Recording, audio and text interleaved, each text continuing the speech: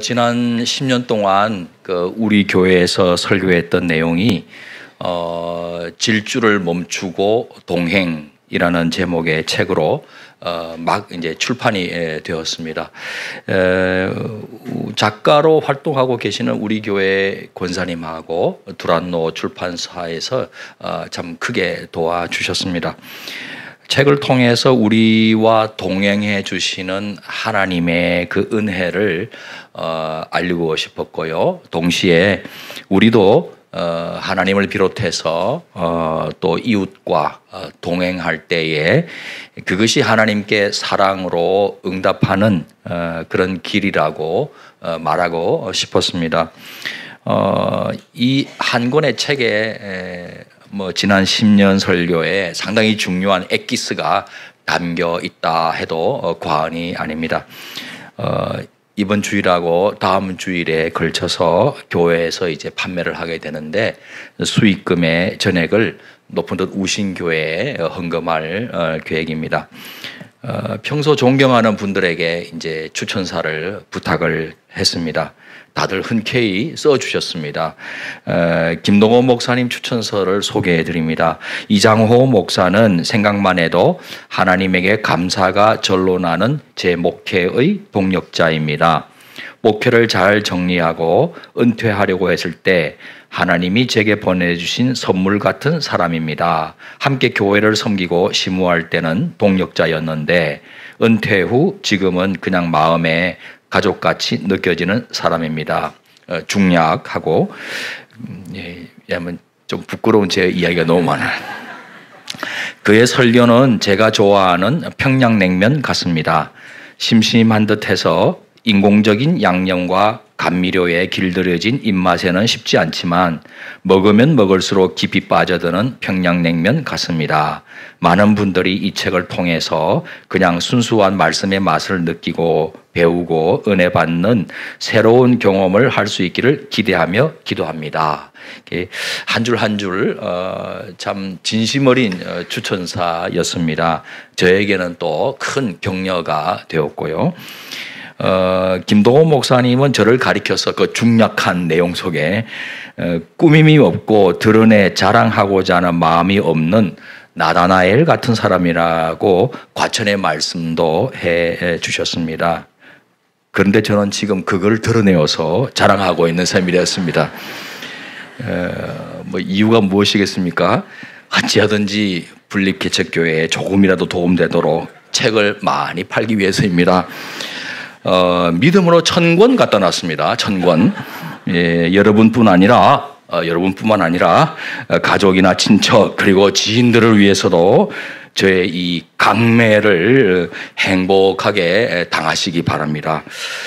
오늘 설교 제목도 격려 아닙니까? 격려. 여러분이 책 구입해 주시면 저뿐 아니라 높은 듯 우신교회에도 엄청 격려가 되는 줄 믿습니다.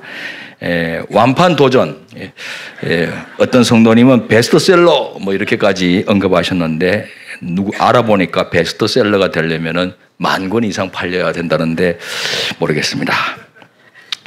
높은 뜻 사람들은 하나님이 주인이 되시는 삶을 살려고 몸부림을 칩니다. 하나님께서 주인이 되시면 그의 일상은 감격함으로 넘칩니다. 이 감은 감사를 줄인 말이에요. 범사가 주인이 되시는 하나님의 주권 아래에 있기 때문에 감사하게 된다는 거예요. 우리의 머리로는 도무지 이해할 수 없는 그런 일을 만나도 지금 주인 되신 하나님의 뜻이 작동되고 있어서 합력하여 선을 이루어 주실 것을 믿고 감사하자는 것이죠. 두 번째 일상은 격입니다. 격려를 줄인 말이에요. 오늘 설교 제목처럼 하나님께서 우리에게 붙여주신 영혼들을 늘 격려하며 살아가자 하는 뜻입니다. 설교를 통해서 구체적으로 말씀을 나누고자 합니다. 세 번째는 다음번에 설교할 주제인데 함께함을 줄여서 함이에요. 그래서 감격함인데 어려운 이웃은 물론이고 주변 사람들의 진정한 필요가 무엇인지 이렇게 자세히 살펴서 함께하는 일상이 되자는 뜻입니다. 예수님께서 비유로 가르쳐 주셨던 것처럼 이 강도 만난 이웃을 못 본 채하고 그냥 지나가서야 되겠습니까? 죄와 고통으로 한숨 짓는 우리 인류와 지금도 함께하고 계시는 하나님처럼 우리도 서로 함께하며 지내야 하지 않겠습니까? 이 격려라는 단어의 사전적인 의미는 힘이나 용기를 북돋아 주는 것입니다. 그러니까 이 격려하기 위해서 제일 우선 중요한 것은 말이에요, 말. 에베소서 4장 29절 보면 무릇 더러운 말은 너희 입 밖에도 내지 말고 오직 덕을 세우는데 소용되는 대로 선한 말을 하여 듣는 자들에게 은혜를 끼치게 하라. 덕을 세우는 선한 말, 은혜를 끼치게 되는 선한 말 중에 중요한 하나가 사람에게 용기와 희망을 주는 칭찬의 말, 그게 아니겠습니까? 이 칭찬의 말. 하나님 형상 따라 지음받은 사람을 칭찬해서 용기를 북돋아 주는 것이야말로 최고로 덕 세우는 은혜 끼치는 말이고 또 최고의 격려가 될 것입니다. 오늘 21절 말씀 보니까 도가니로 은을, 풀무로 금을, 칭찬으로 사람을 단련하느니라. 이 단련한다는 이 표현 때문에 얼른 당금질을 생각하는 것 같아요. 그래서 칭찬받는 사람은 칭찬에 연연해하지 말고 담담하게 대함으로써 결과적으로 자신의 마음을 단련해 가야 한다는 약간 조금 해석이 좀 납득이 안 되는 쪽으로 이렇게 해석을 해주고 있습니다. 하지만 이게 도가니나 풀무라고 하는 것은 당금질하는 데 쓰임받는 도구일 뿐만 아니라 은광석이나 금광석에서 이 불순물을 제거하고 순은이나 순금을 추출하는데 사용되는 재련의 도구이기도 하거든요. 그래서 칭찬은 사람 속에 있는 장점을 재련해서 끄집어내어서 그 사람을 존귀한 존재로 만들어준다는 해석도 가능한 거예요. 저는 이 해석이 마음에 더 와닿습니다. 그 아버지 학교를 이끌어 오신 김성묵 장로님께서 어머니 학교에서 칭찬에 관한 강의를 하신 적이 있습니다. 사이가 원만하지 못한 중년의 부부가 있었다고 해요. 그 강의 속에 예화로 이제 들었는데 언젠가부터 남편은 버럭거리기를 잘하는 거예요. 자꾸 버럭거리고 아내도 고분고분하던 아내가 맞받아치기를 시작하는 거예요. 세월이 갈수록 여러분 이게 약간 역전 현상이 온다고 그러죠. 맞받아치기 시작했다는 거예요. 그러던 어느 날 또 사소한 일로 티격태격 했던 거예요. 이 부부가 같이 찬 차를 탔는데 이 싸한 냉기가 이제 감돌았어요. 아니나 다를까 남편이 아주 거칠게 아파트 지하 주차장에 후진으로 탁 주차하는 거 여러분 그 운전할 때 벌써 드러나잖아요. 이게 아주 신경질적으로 그냥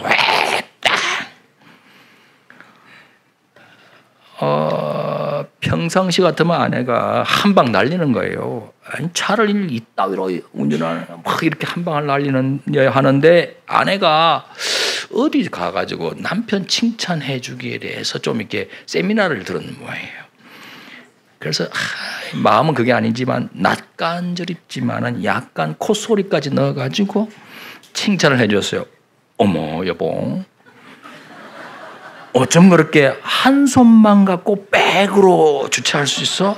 그것도 단번에 너무 멋있다. 그랬더니 살짝 개면적어 하던 남편 하는 말, 여보, 난 부산서 서울까지도 백으로 갈 수 있어. 냉기 확 사라지고 화기애애하게 됐다는 거 아닙니까?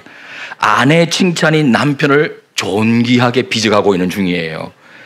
칭찬하는 고래도 춤추게 한다는 그 말 정말 틀린 말 아닌 것 같아요. 남아프리카 그 잠비아의 그 북부 고산지대에 살고 있는 바벤바 부족이 있다고 해요. 이 범죄율이 워낙 낮아가지고 인류학자나 사회학자들의 그 연구 대상이 되었다고 합니다. 학자들이 연구하면서 발견한 것은 이 범죄자에 대한 특별한 처벌 의식이 이 부족에게는 있다는 거예요. 바벤바 부족은 공동체 규범을 깬 범죄자를 마을 한복판 일종의 광장과 같은 곳에 이렇게 세웁니다. 그리고 남녀노소 할 것 없이 모든 부족 사람들은 이 범죄자를 둘러서요. 뭐 어떻게 보면 창피 주고 돌팔매질이라도 할 것 같은 분위기죠. 그런데 완전히 예상 밖의 일이 일어납니다. 한 사람씩 돌아가면서 범죄자가 과거에 행하였던 선행이나 범죄자의 장점을 외치는 거예요. 순서대로.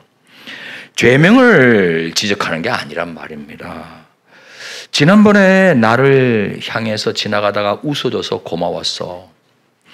우리 집 고칠 때 도와주어서 고마워. 자, 어렸을 때 정말 얼마나 우리를 기분 좋게 만들고 명랑한 아이였어. 저번에 일손 부족했는데 마을 일 열심히 도와줬네. 큰 사냥에 아주 선두에 서서 마을에 기여를 해줬지. 다들 진지하게. 뭐 농담이나 과장은 금물이고 정말 있는 그대로 장점을 딱딱 회상하고 기억해내어서 그걸 돌아가면서 다 말하는 거예요. 이 칭찬 릴레이 성격의 리추얼이에요. 의식이에요. 때로는 몇 시간, 때로는 며칠 동안 모든 마을 사람들이 다 참여하는 거예요. 더 이상 칭찬할 것 없을 때까지. 범죄자도 알고 보면 착하고 좋은 면이 있다 하는 것을 온 공동체가 적극적으로 찾아내어서 알려주고 서로에게 알리고 함으로써 사실상 이미 용서하고 있는 것이에요. 그게. 이 의식을 진행하는 동안 범죄자는 자신의 잘못을 뉘우칩니다. 참회의 눈물을 흘려요. 자신을 용서하고 받아주는 공동체 앞에서는 다시는 범죄하지 않고 앞으로는 마을 사람들 위해 살겠다고 다짐을 해요. 그러면 온 마을 사람은 새로 태어난 범죄자와 함께 이 기쁨의 축제 속으로 들어가면서 그 의식이 마무리가 됩니다. 바벤바 부족은 워낙 범죄율이 낮아서 이런 의식조차도 치를 필요가 없을 정도가 되어 있습니다. 여러분, 사람 변화시키는 거 지적질이나 비난이 아닙니다. 그걸로 사람 변화시킬 수 있었다면은 우리 온 세상이 이럴 수가 없죠. 오히려 지적질과 비난은 더 큰 반대 지적질과 비난을 불러오게 되고 서로 죽이겠다고 싸우게 되는 거예요. 용서와 칭찬이 사람을 변화시키고 사회를 새롭게 하는 줄 믿습니다. 칭찬하는 말 외에도 진심이 담겨있는 표정이나 어떤 태도 이런 것도 격려의 도구가 될 수가 있어요. 제가 아주 가끔 외부 집회에 강사로 초청받곤 합니다. 그럼 가면은 영접 담당자로부터 제가 굉장히 큰 격려를 받을 때가 있어요. 늘 그런 건 아니지만 좀 그런 분들이 있더라고요. 그분의 표정이나 태도 때문에 그래요. 말은 안 하지만 이런 느낌을 제가 받아요. 제가 평소 존경해 온 목사님이 오셔서 너무나 기쁩니다. 목사님 통해 하나님께서 들려주실 말씀을 사모하고 있습니다. 여러분 그 느낌 아시겠어요? 그 느낌? 그런 느낌이 있어요. 이게 딱 하면 내가 지금 존귀히 여김을 받고 있구나라는 느낌. 그러니까 사실 좀 부담도 돼요. 그러면 잘해야 되겠네 뭐 이런 생각. 그래서 기분이 너무 좋아요. 나를 무시하지 않는구나. 나를 기대하는구나. 아니 나를 통해서 역사하실 하나님을 기대하고 있구나. 격려를 받는 거예요.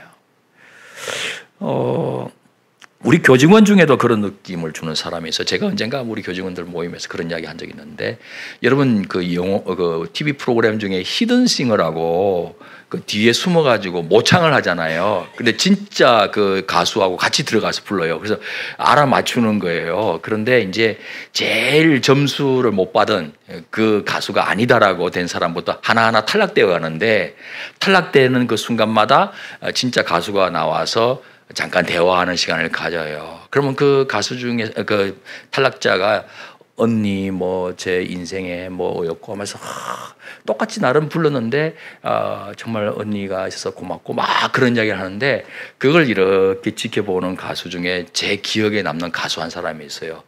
그 제이 부른 가수 이선희 가수가 그 탈락자들한테 이렇게 눈길을 주는데, 기독교인이 아닌 걸로 알고 있는데도 그 눈길이 너무나 귀한 거예요. 고맙다. 내가 뭐라고 이렇게까지 나를 똑같이 부르려고 노력하고 나를 뭐 아이돌처럼 생각해주고 너무 고맙다 하면서 사인한 CD를 이렇게 선물로 주고 이렇게 안아주는 그 모습을 딱 보고, 야, 저 눈길 한번 받아보면 좋겠다. 그런데 우리 교직원 가운데도 그런 분들이 있어요. 굉장히 그 격려를 받습니다. 그 앞에 가면은 그냥 나도 모르게 마음이 열리게 되고 모든 걸 이야기하고 싶어지고 그래요. 그래서 나도 잘은 안 되지만 난 노력을 하려고 그래요. 나도 그런 눈길을 이렇게 한번 줘볼까? 이렇게 한번 줘볼까? 이렇게 하면서 어쨌든 진심이 전달되어서 나는 당신을 귀하게 여깁니다 하고 응원을 해주고 싶어요. 격려를 해주고 싶어요. 그런 자세로 식당에 가서 식당 조업원에도 한마디 말을 건네주고 이렇게 하는 거예요. 그런데 정말 식당 조업원들 피곤하거든요. 이게 막 무거운 거 들고 났다 이게 막 손목도 상하고 하는데 뭐 붕대 같은 거를 이렇게 달고 나왔어요. 그래서 이거 어떻게 하면서 진심으로 전달하면 굉장히 그 순간 마음이 확 열리는 그 종업원의 얼굴을 볼 수가 있었어요. 격려하며 사는 삶. 오늘 말씀에는 주어진 자리를 잘 지키고 주어진 일을 열심히 감당하는 것도 어떤 의미에서는 상사 혹은 지도자에게 격려가 될 수 있다는 사실을 또 알리고 있습니다. 18절을 보면은 무화과 나무를 지키는 자는 그 과실을 먹고 자기 주인에게 시중드는 자는 영화를 얻느니라. 성실하게 주어진 직임을 수행하는 사람들은 그 과실, 열매, 상급, 복을 받는다는 거 아닙니까? 무화과 나무 잘 지키는 일꾼, 시중 잘 들어주는 종, 복 받는다. 왜냐하면 주인이 그 일꾼이나 그 종에게 복을 주기 때문에 기쁘니까 복을 주는 거죠. 원래 격려는 동료끼리 또는 윗사람이 아랫사람에게 하는 것 맞습니다. 그럼에도 불구하고 아랫사람도 윗사람을 사실상은 격려할 수도 있는 거예요. 시킨 일에 성실하게 요령 피우고 게으름 피우지 않고 최선을 다해서 성실하게 임하는 모습을 보면은 윗사람이 참 믿음직스럽게 느끼면서 고맙기도 하고 기쁜 거예요. 그리고 윗사람으로서 격려를 받는 거예요. 의욕을 얻고 힘이 북돋아지는 거예요. 저런 직원이 있어서 참 고맙다 하는 생각으로 또 회사 사업에도 임할 수도 있는 것이죠. 목회도 마찬가지예요. 열심히 동역자들이 주어진 자리를 지키고 사람 눈치 보지 않고 최선을 다해 주님 바라보고 헌신할 때 담임 목사나 이게 다 격려를 받는 거거든요. 가정도 그렇잖아요.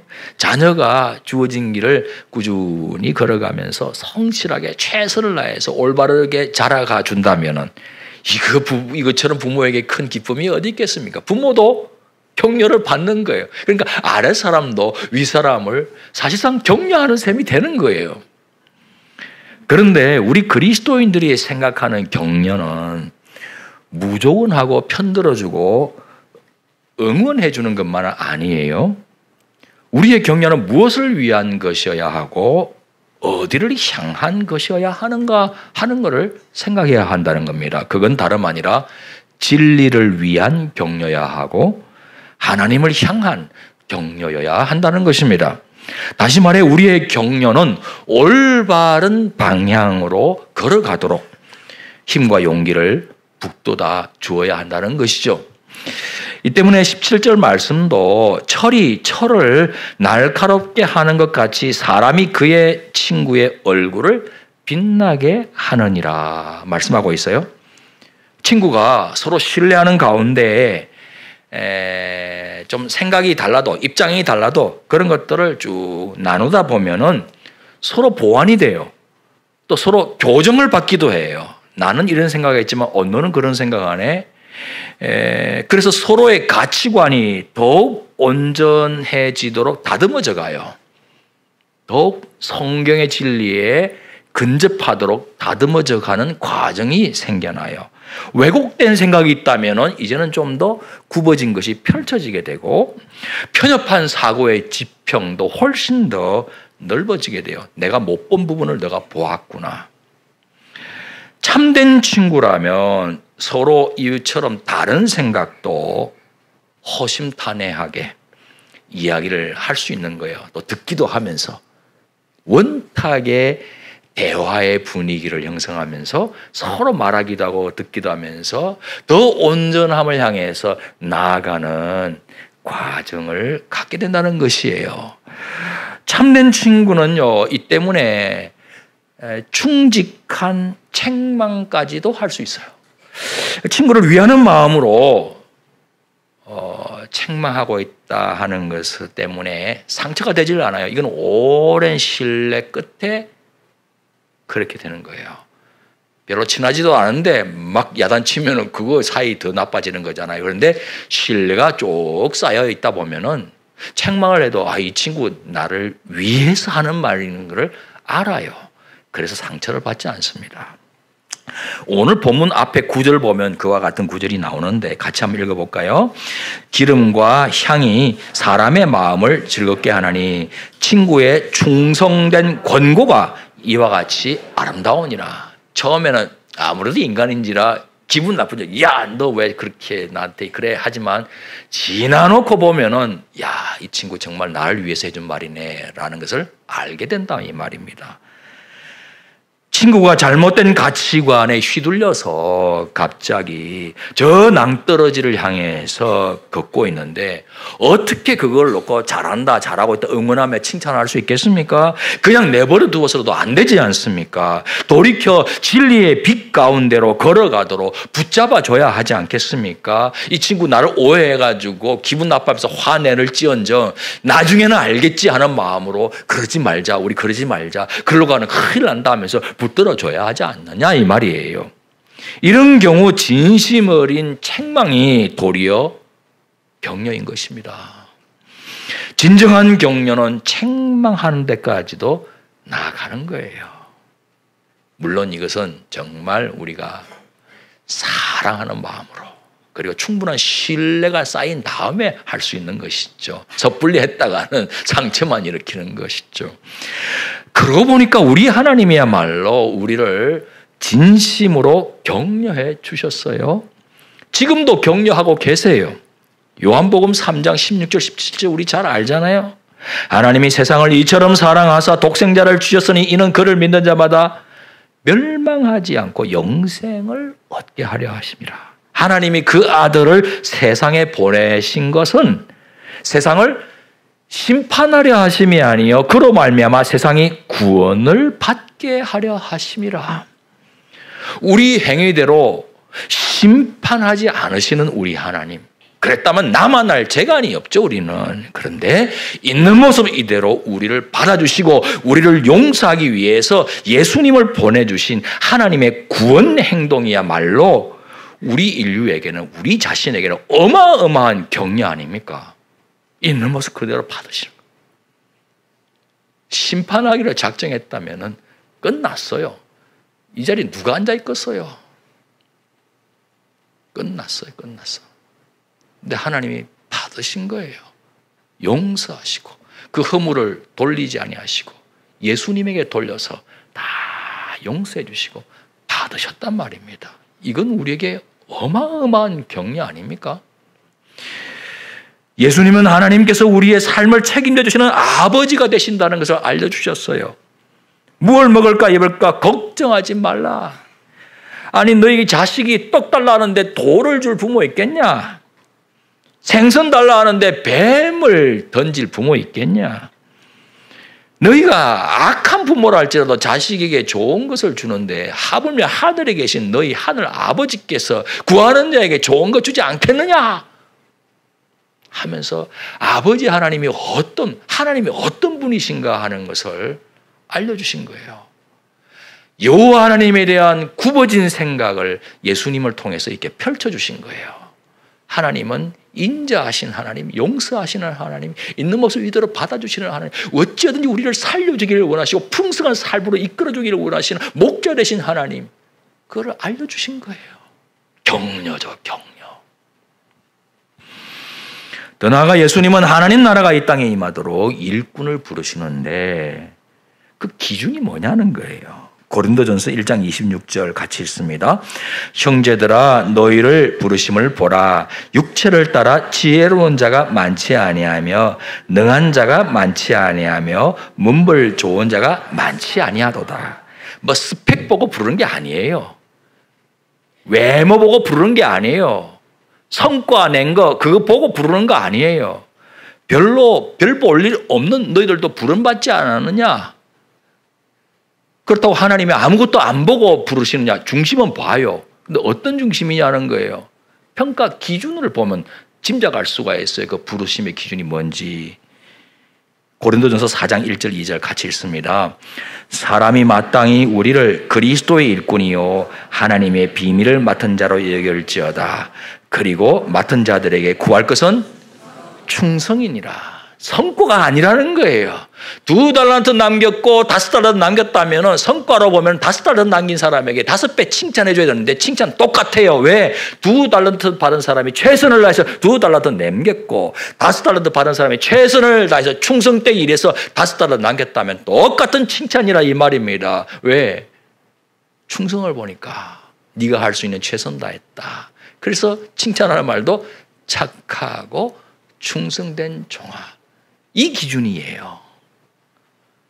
그러니 별 볼 일 없는 우리에게는 얼마나 큰 격려입니까? 아니 1등만 좋아하는 이 더러운 세상이라는 옛날 그런 프로가 있었는데 1등만 다 뽑고 승자 독식 사회로 치닫는 이 세상 속에서 하나님은 뭔 소리냐? 어느 위치에 도달했든지 간에 그 자리에서 최선을 다하면 내가 그 중심을 보고 받아들여서 마음껏 쓰르마. 그 충성된 사람들은 알죠. 나는 순종했을 따름인데 이런 결과가 나온 것 하나님이 해주신 것이다. 그래서 충성하는 거예요. 그게 기준이에요. 그게 얼마나 큰 격려입니까? 그런데요, 우리 하나님요, 우리가 비뚤어지면은 책망해서라도 바로잡아 주시는 분 아닙니까? 히브리서 12장 6절에서 8절 같이 읽습니다. 주께서 그 사랑하시는 자를 징계하시고 그가 받아들이시는 아들마다 채찍질 하심이라 하였으니 너희가 참음은 징계를 받기 위함이라. 하나님이 아들과 같이 너희를 대우하시나니 어찌 아버지가 징계하지 않는 아들이 있으리요. 징계는 다 받는 것이거늘 너희에게 없으면 사생자요 친아들이 아니니라. 살다 보면 이거 하나님이 징계 같다는 느낌이 올 때가 있어요. 특히 고난 받을 때 자신을 성찰하게 되거든요. 내가 뭘 잘못했을까? 그럼 그 고난은요, 차라리 나아요. 하나님의 관심의 표현이거든요. 바로 잡아주시려는. 제일 무서운 징벌은 하나님의 무관심이에요. 방치하는 것, 내어버려 두심. 그러면 사람은 자기가 승승장구하면 성공 가도록 달리면은 뭐 자기가 잘하고 있다고 착각해요. 그 제일 무서워요. 그 끝은 낭떠러지기 때문에. 그런데 비뚤어질 때 하나님이 손이 임하는 거예요. 바로 잡아주는 거예요. 깎아주시는 거예요. 자아를 파샥 깨어서 겸손케 하시는 거예요. 주님을 더 바라보게 하는 거예요. 그래서 더 바른 길을 들을 수 있도록 책망하게 해서, 징계해서, 고쳐서, 바로잡아서 쓰시는 거예요. 그러니 그게 감사 제목이죠. 하나님의 그 책망은 진정으로 우리가 올바른 길을 가도록 만들어주시는 격려임에 틀림이 없는 거거든요.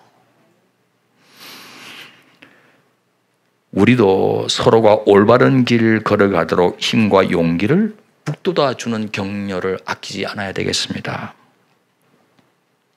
그리고 생명의 길, 진리의 길을 꿋꿋하게 걸어가기 위해서 지금껏 세상과 타협하지 않고 불이익도 감수하려고 몸부림치는 우리 자신이었다면 이제 우리 자신을 향해서 좀 격려해 주세요. 타인을 위한 격려에 대한 부담도 있지만 나도 좀 이렇게 한번 안아주면서 격려를 하시는 시간 가지면 좋겠어요. 여기까지 오느라 너 그래도 수고 많았다. 애썼다. 우리 하나님께서도 서로 격려하고 자신도 하나님의 관점으로 격려하는 우리 모두를 바라보면서 격려 받으실 거예요. 우리 하나님도. 그리고 말씀하실 겁니다. 여기까지 오느라 수고 많았다. 높은떡 광성교회야. 그리고 너희 성도들아 수고 많았다. 애썼다. 고맙다. 격려하며 일상 사시는 높은떡 사람 되시기를 주의 이름으로 축원합니다. 일어나셔서 결단의 찬양 드리겠습니다.